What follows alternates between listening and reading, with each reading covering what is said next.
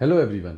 तो कभी आपने सोचा है कि फ़िज़िक्स में हम जो भी इक्वेशंस पढ़ते हैं उसमें कहीं ना कहीं डिफरेंशिएशन का यूज़ होता है, रेट ऑफ चेंज का यूज़ होता है। जो भी लॉज हम फिज़िक्स के देखते हैं उनको रेट ऑफ चेंज के टर्म्स में ही देखते हैं।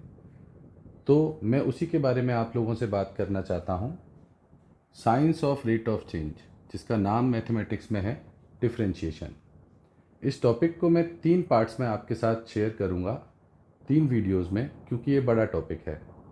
पहले वीडियो में मैं बात करने वाला हूँ फंक्शंस के बारे में, फंक्शंस के एवरेज रेट ऑफ चेंज के बारे में और फंक्शंस के इंस्टेंटेनियस रेट ऑफ चेंज के बारे में। दूसरे वीडियो में मैं बात करूँगा ग्राफ्स के बारे में और ग्राफ्स के स्लोप के बारे में, और कैसे हमको जो ग्राफ का स्लोप है वो रेट ऑफ चेंज बता सकता है उसके बारे में। और तीसरे वीडियो में मैं बात करूँगा rate of change of vectors के बारे में, जिसका यूज़ हमें फिज़िक्स में सबसे ज़्यादा होता है। जैसे वेलोसिटी पोजीशन वेक्टर का रेट ऑफ चेंज होता है, एक्सेलरेशन वेलोसिटी वेक्टर का रेट ऑफ चेंज होता है, फोर्स जो है वो मोमेंटम वेक्टर का रेट ऑफ चेंज होता है। तो इसी रेट ऑफ चेंज की साइंस के बारे में जानने के लिए आगे बढ़ते हैं बिना किसी रुकावट के। तो सबसे पहले बात करते हैं फंक्शंस के बारे में। फंक्शंस जो होते हैं वो कोई भी दो क्वांटिटीज़ अगर हमारे पास हैं तो उनके बीच में एक रिलेशन बताते हैं। फॉर एग्जांपल, अगर हमारे पास दो क्वांटिटीज़ हैं, उनके नाम हैं y और x। y और x हम लोग इसलिए बोल रहे हैं क्योंकि मैथ में इन्हीं शब्दों का यूज़ मैथमेटिशियंस करते हैं। तो दो क्वांटिटी है y और x, तो हमारे पास दो अननोन हैं। लेकिन इन दोनों के बीच में अगर कोई रिलेशन हमको पता हो, यानी हम किसी एक क्वांटिटी को किसी दूसरे क्वांटिटी के फंक्शन के रूप में लिख सकते हैं, तो उस केस में हमें एक की वैल्यू पता होने से दूसरे की वैल्यू पता चल जाती है। कैसे, इसको एक एग्जाम्पल से समझते हैं।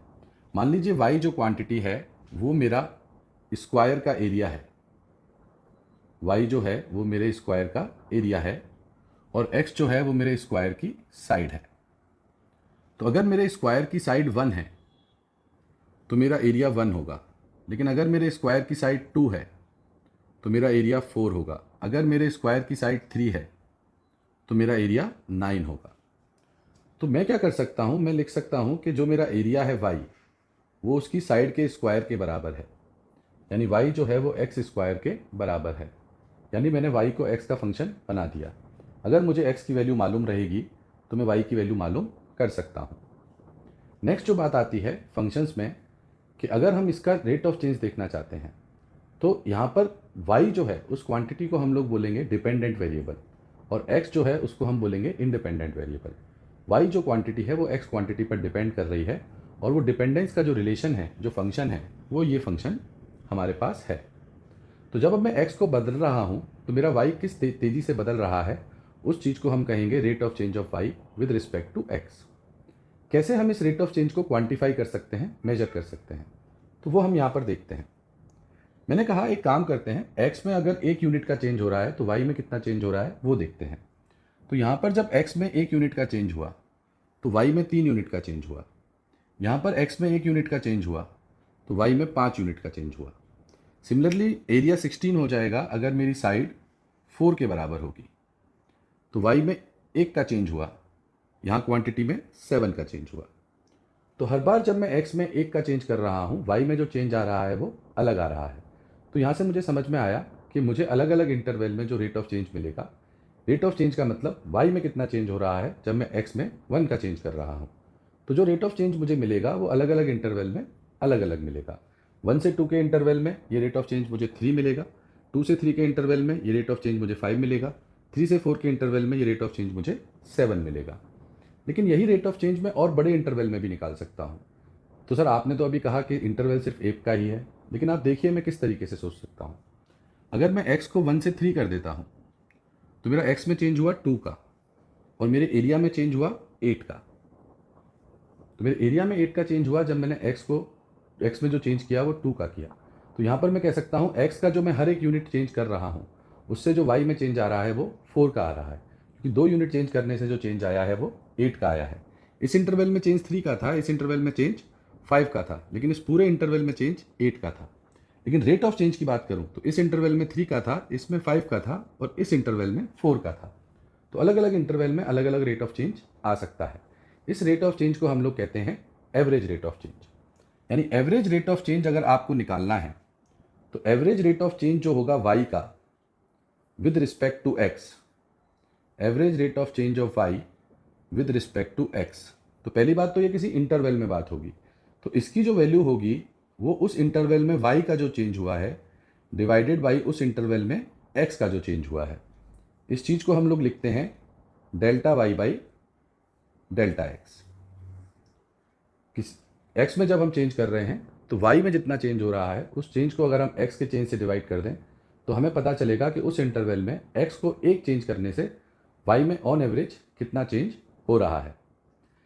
लेकिन इस एवरेज रेट ऑफ चेंज को जब हम देखते हैं, फॉर एग्जांपल अगर मैं 1 से 4 का इंटरवल देखता हूं तो 1 से 4 का जो इंटरवल है इसके अंदर मेरा जो एवरेज रेट ऑफ चेंज आएगा y का विद रिस्पेक्ट टू x, तो मेरे y में चेंज हुआ है 15 का और x में चेंज हुआ है 3 का, तो ये रेट ऑफ चेंज मेरे पास आएगा 5 के बराबर।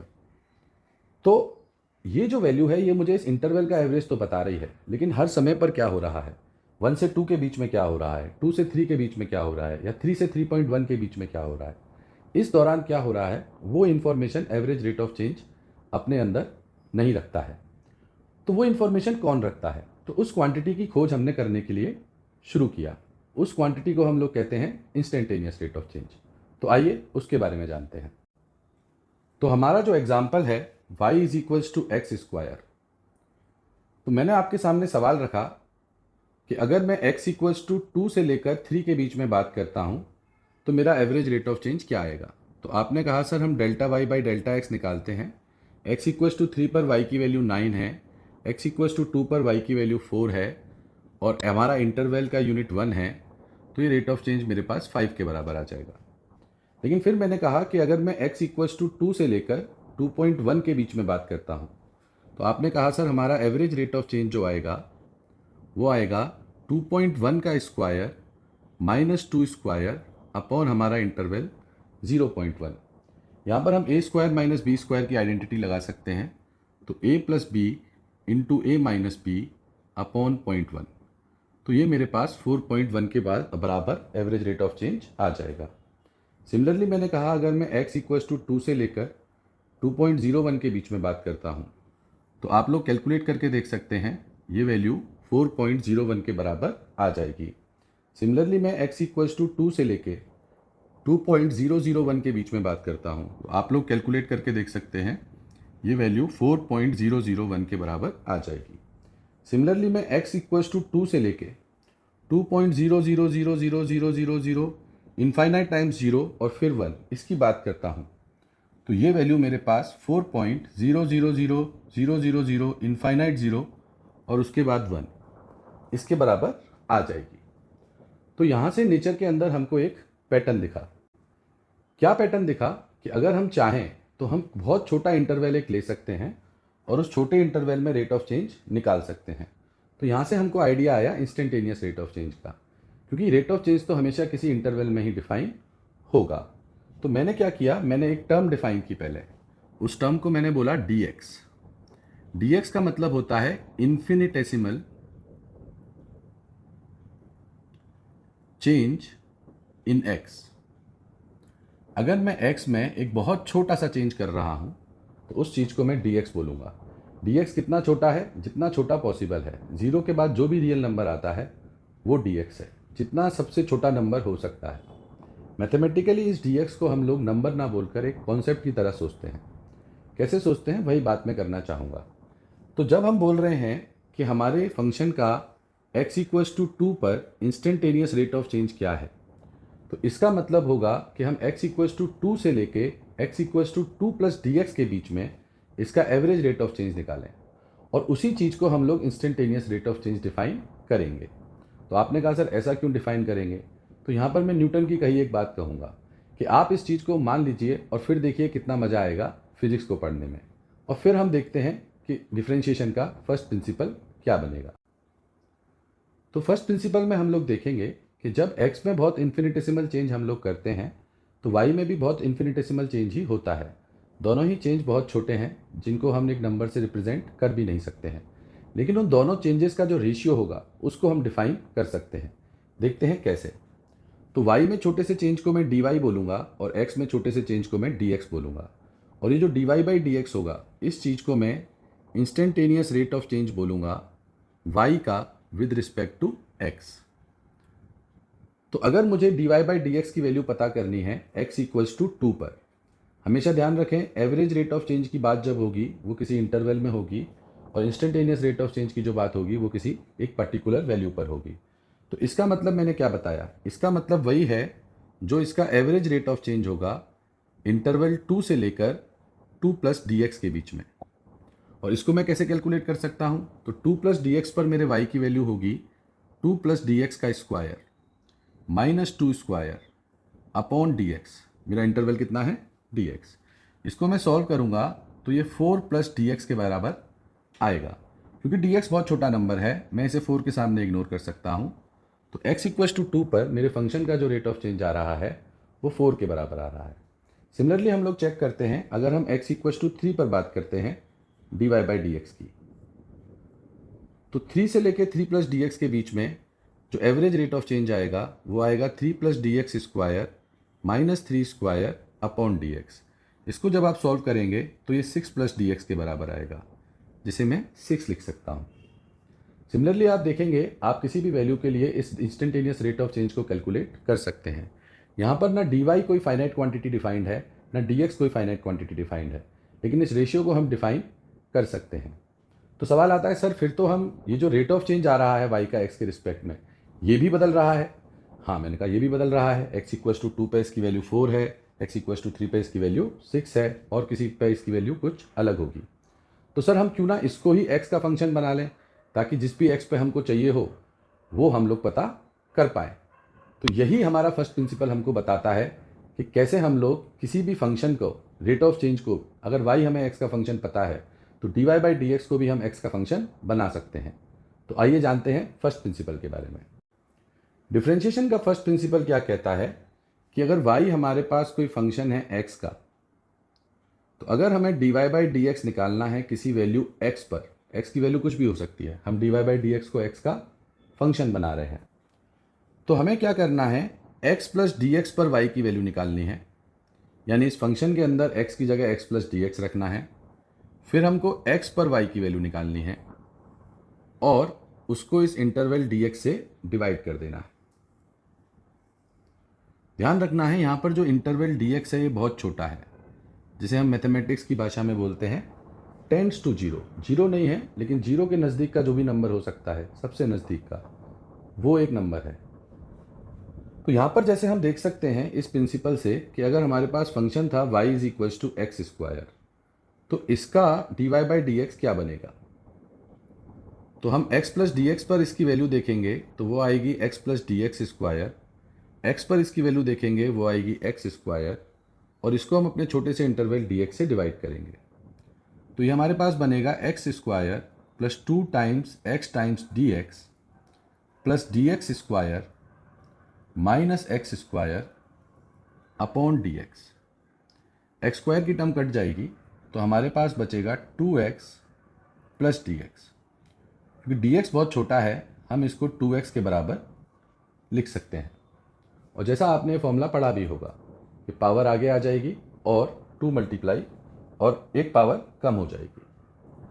तो यहाँ पर हम देख सकते हैं जो हमने पहले भी देखा कि x इक्वल्स टू 2 पर dy बाई डी कितना होगा। तो आप अब इस फंक्शन में x को 2 रख दीजिए। y अगर x का फंक्शन है तो उसका रेट ऑफ चेंज जो x के रिस्पेक्ट में है वो भी x का ही फंक्शन बन जाएगा। तो हम 2 जब रखेंगे तो ये वैल्यू आएगी 4, 3 जब रखेंगे तो ये वैल्यू आएगी 6, 4 जब रखेंगे तो ये वैल्यू आएगी 8। और इसी तरीके से हम लोग किसी भी पॉइंट पर y का रेट ऑफ चेंज x के रिस्पेक्ट में निकाल सकते हैं और इसी को हम इंस्टेंटेनियस रेट ऑफ चेंज कहेंगे। ये भी एक एवरेज रेट ऑफ चेंज ही है, एवरेज रेट ऑफ चेंज ही होता है, लेकिन हमने डिफाइन किया है कि अगर वो इंटरवल बहुत छोटा हो तो हम उसको उस इंस्टेंट का इंस्टेंटेनियस रेट ऑफ चेंज कह देंगे। और ऐसा हमने इसलिए किया है क्योंकि ऐसा जब हम करते हैं तो मज़ा बहुत आता है। जाते जाते एक छोटा फॉर्मूला मैं आपके लिए और डिराइव करके दिखाता हूँ। जैसा आप सभी लोग जानते हैं कि साइन एक्स का डिफरेंशिएशन कॉस एक्स होता है। तो अगर हम फर्स्ट प्रिंसिपल से देखते हैं, अगर मेरे पास y है साइन एक्स तो मेरा dy बाई डी क्या होगा।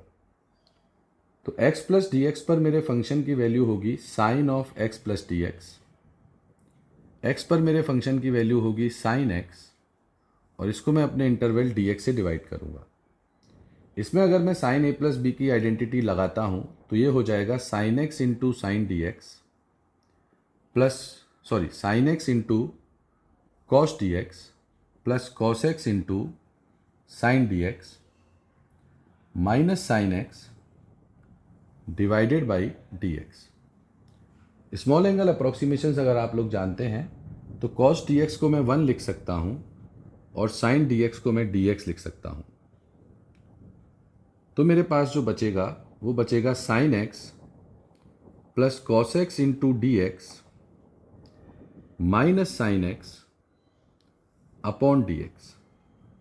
साइन एक्स कट जाएगा, डी एक्स से डी एक्स कट जाएगा और लास्ट में जो मेरे पास बचेगा वो बचेगा कॉस एक्स। यानी साइन एक्स का डेरिवेटिव क्या होता है? Cos x. और भी आपने जितने फॉर्मूलेस पढ़े हैं आप उन सभी को डिराइव कर सकते हैं फर्स्ट प्रिंसिपल से। नेक्स्ट वीडियो में हम लोग जानेंगे ग्राफ्स के बारे में और ग्राफ्स का इंस्टेंटेनियस रेट ऑफ चेंज के साथ क्या रिलेशन होता है उसके बारे में।